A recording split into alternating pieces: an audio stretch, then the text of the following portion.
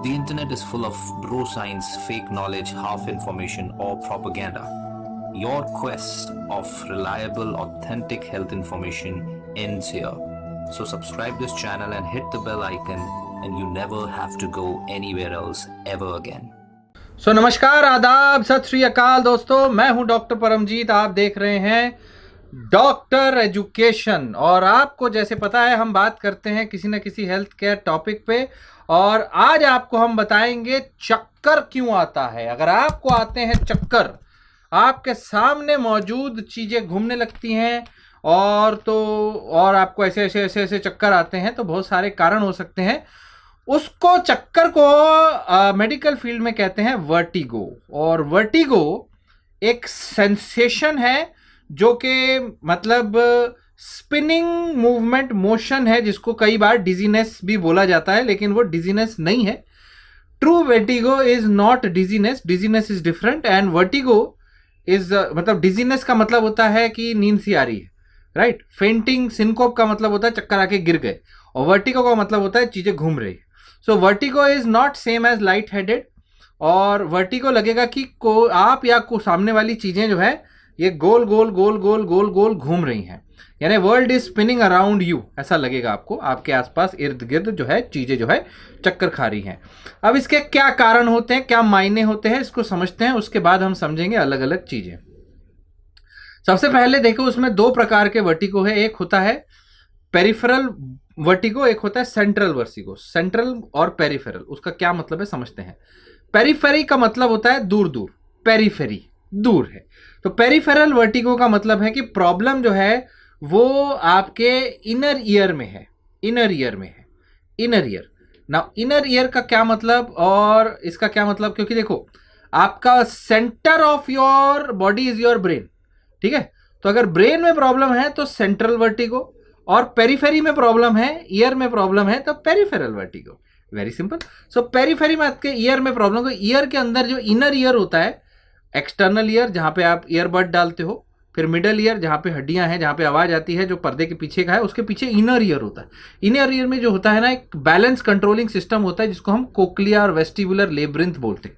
यह कोक्लिया और vestibular labyrinth जो होता है, जिसमें सेमी सर्कुलर कनाल्स होती हैं। आप ऐसे करते हो तो सेमी सर्कुलर कनाल घूमती है और उसको पता चलता है आप ऐसे करें, नहीं तो आप ऐसे गिर नहीं जा रहे, समझे। तो balance is done by this semi circular canals which are called vestibular labyrinth, जो कि एक वेस्टिबुलर नर्व से आपके ब्रेन में अटैच होती है। वो बताती है कि आप हिल रहे, आपने कुछ किया, आपने कुछ नहीं किया। So that's one thing. इसमें प्रॉब्लम हो जाए तो उसको बोलते हैं पेरिफेरल वर्टिगो, यानी एक वर्टिगो। अब ये पेरिफेरल वर्टिगो के बहुत सारे सबसे कॉमन कारण है बिनाइन पोजिशनल वर्टिगो, जिसको हम BPPV यानी बिनाइन पैरोक्सिस्मल पोजिशनल वर्टिगो भी बोलते हैं। बिनाइन का मतलब है ये कोई बढ़ने वाला नहीं है, कोई मेजर प्रॉब्लम नहीं है। पैरोक्सिस्मल मतलब कभी कभी आया, कभी कभी नहीं आया। और पोजिशनल मतलब पोजीशन से चक्कर आते हैं, पोजीशन से चक्कर नहीं आते, ऐसे किया तो चक्कर आते, ऐसे किया तो चक्कर आते, समथिंग लाइक दैट। तो benign positional paroxysmal vertigo, BPPV सबसे कॉमन चीज है। इस पे एक अलग से वीडियो बनाया जाएगा बाद में। कुछ दवाओं से चक्कर आते हैं, चोट लगने से, सर में चोट लग गई, इंजरी होगी तो चक्कर आते हैं। अगर ये वेस्टिब्यूलाइटिस हो जाए, वेस्टिब्यूल लेब्रिंथ, जो लेब्रिंथ है, लेब्रिंथ उसमें इन्फ्लामेशन, इन्फेक्शन हो जाए इनर ईयर का, तो भी चक्कर आ सकते हैं। उसमें अगर वहाँ की जो नर्व है वो न्यूरोनाइटिस, वहाँ वेस्टिबुलर नर्व में प्रॉब्लम हो जाए तो भी चक्कर आ सकते हैं।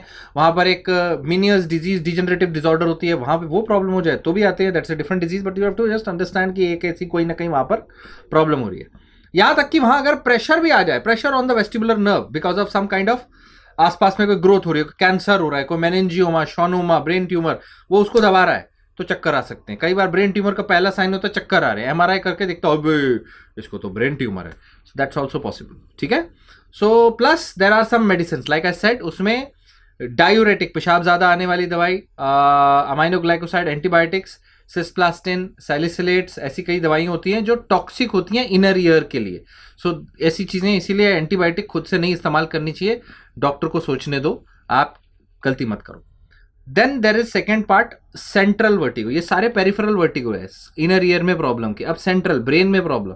ब्रेन में क्या प्रॉब्लम है? सर्टिंग ब्रेन के ब्रेन में या ब्रेन स्टेम में, ब्रेन में एक पीछे पार्ट होता है, ब्रेन स्टेम पीछे छोटा ब्रेन होता है, छोटा जो नाना पार्टिकल है वो यानी मारने का या छोटा मेंटू, वो वाला छोटा ब्रेन, वो छोटा ब्रेन जो होता है वो उसको बोलते हैं सेरिबेलम, बड़ा ब्रेन को बोलते हैं सेरिब्रम, और ये है सेरिबेलम। सेरिबेलम आपके बेलम मतलब आपके जो मोशन होता है, जो बैलेंस होता है उसको ऐसे से करता है, उसको मेंटेन करता है, तो आपके बैलेंस को वो पकड़ता है। तो सेरिबेलम में प्रॉब्लम हो जाए तो वहां पर आपके वर्टिगो आ सकता है। तो क्या प्रॉब्लम हो सकती है सेरिबेलम में? ऑब्वियसली आपके सेरिबेलम में जाने वाली खून की सप्लाई में प्रॉब्लम हो, ब्लड वेसल में कोई डिजीज हो जाए, आर्टरीज में आर्ट्राइटिस हो जाए, उसमें प्रॉब्लम हो सकती है। अगेन मल्टीपल स्क्लेरोसिस, जिसमें सिर्फ नसें जो हैं मरने लग जाती हैं, या स्ट्रोक हो जाए, आपको कोई ब्रेन में स्ट्रोक हो जाए और वो सेरिबेलम को इन्वॉल्व करे, चाहे वो ब्लीडिंग हो, चाहे वो क्लॉट हो। फिर ट्यूमर हो जाए सेरिबेलम में, कैंसरस या नॉन कैंसरस, जो सिर्फ वहाँ जगह खा रहा है उसको दबा रहा है, या कोई ट्यूमर जो बढ़ता जा रहा है, या फिर कुछ सीजर डिसऑर्डर, दौरे पड़ते हैं, रेयरली होता है दौरों में लेकिन हो सकता है, सो दौरे पड़ते हैं तो भी हो सकता है। एंड कुछ एंटी कन्वल्सेंट दवाई, alcohol can cause central vertigo. दारू पीने के बाद जो आपको होता है ना, ये गिर रहे क्या हो रहे, वो सेंट्रल वर्टिगो होता है, ठीक है। ये क्यों घूम रहे, वो सेंट्रल वर्टिगो होता है, ठीक है। That is because of alcohol, और एस्पिरिन की वजह से भी हो सकता है वो। एंटी कन्वल्सेंट मेडिकेशन, दौरे की दवाई की वजह से भी हो सकता है, दौरे की वजह से भी हो सकता है। और वेस्टिबुलर माइग्रेन नाम की भी एक चीज होती है, जिसमें कि माइग्रेन हेडेक होता है और साथ में चक्कर आते हैं। सो समझ गए आप, पेरिफेरल कारण, सेंट्रल कारण, कारण फरारन। अगर आपको चक्कर आएंगे, वर्टिगो होगा, तो क्या होगा? आपके अलग अलग तरीके, आपको सिर्फ इतना लगेगा चीजें घूम रही हैं, ये सामने मैं बैठा हूं, ये सारा चीजें घूम रही है, ये क्या हो रहा है, ये क्या घूम रहा है, ठीक है। Spinning sensation can be with nausea, vomiting, उल्टी भी आ सकती है, उल्काई भी आ सकती है, उसके साथ आपको और सिम्टम आ सकते हैं, चक्कर आ जाना, लिटरल डिजीनेस होके गिर जाना, कानों से सुनाई देना बंद हो जाना, बैलेंस होके गिर जाना, कानों में रिंगिंग टिंगिंग वो होना, वॉमिटिंग बताया ही मैंने। फोकस प्रॉब्लम आ सकती है, आंखें फोकस करने में प्रॉब्लम है, देख नहीं पा रहा चीज़ों को, ऐसी चीज़ें हो सकती है, याद रखिए। ऐसे में जो डेंजरस सिम्टम भी आ सकते हैं, डेंजरस का मतलब फेशियल पैरालिसिस, डबल विजन, खाना निगलने में प्रॉब्लम आना, स्लर्ड स्पीच, एक हाथ में वीकनेस, ये सब होगा, या मूवमेंट, आई मूवमेंट का प्रॉब्लम ऐसा होगा, तो फिर आपको तुरंत अस्पताल जाना चाहिए, क्योंकि that can be because of problem brain vertigo. Brain vertigo में मतलब फिर आपका कोई स्ट्रोक हो सकता है, दिक्कत हो सकती है। सो आपने ये सारे सिम्टम्स को समझना है, डॉक्टर के पास जाना है। डॉक्टर करेंगे क्या? आपका टेस्ट करेंगे, आपको देखेंगे आप चल पा रहे हो कि नहीं, सीधा चल पा रहे हो, बैलेंस खो रहे हो कि नहीं, आई मूवमेंट सही है कि नहीं, आई मूवमेंट फॉलो करो बेटा, और हियरिंग लॉस तो नहीं है, लैक ऑफ कोऑर्डिनेशन, बैलेंस तो नहीं है, वीकनेस तो नहीं है किसी एक हाथ पैर में। So we'll know some idea कि कहाँ है, सेंट्रल है कि पेरिफेरल है वर्टिगो। फिर हमें टेस्ट कराने होंगे, ब्लड टेस्ट, इसमें ईईजी होता है ब्रेन का, इलेक्ट्रोनिस्टैग्मोग्राफी होता है कान के लिए, हेड का CT scan, lumbar puncture, MRI scan head का, एमआर एंजियोग्राफी ब्रेन के जाने वाले ब्लड सप्लाई के लिए, एक वॉक टेस्ट होता है, चला के देखा जाता है गेट के आपके चाल सही है कि नहीं है।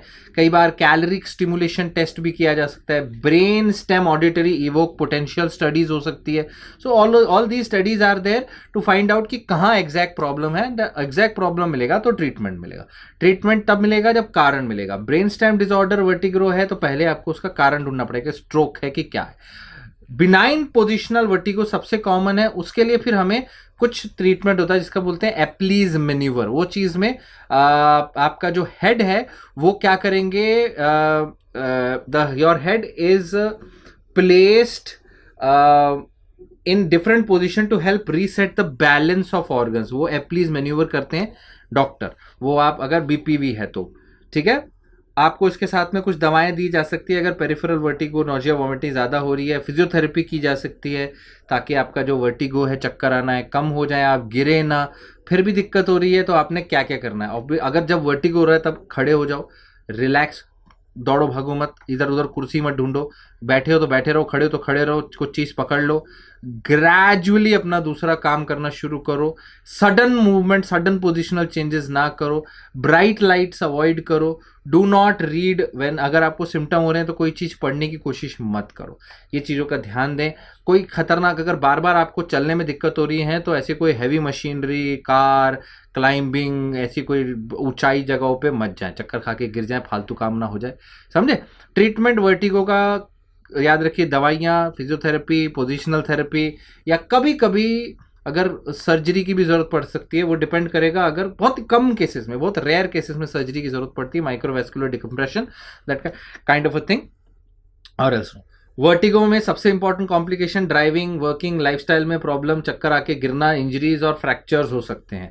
सो remember, vertigo is not a big deal, it's something which you need to understand. Central vertigo, peripheral vertigo, BPPV, benign, positional vertigo, dizziness, ये सब आपको पता होना चाहिए। एवरीबडी शुड नो, स्पेशली अगर आपके घर में कोई बुजुर्ग हैं तो आपको पक्का पता होना चाहिए। नहीं पता है, नहीं पता, शेयर करते जाओ, वीडियो को शेयर करते जाओ, लाइक करते जाओ, सब्सक्राइब करो, और कोई सवाल है तो पूछिए, I will try to answer. Thank you so much, take care, stay healthy.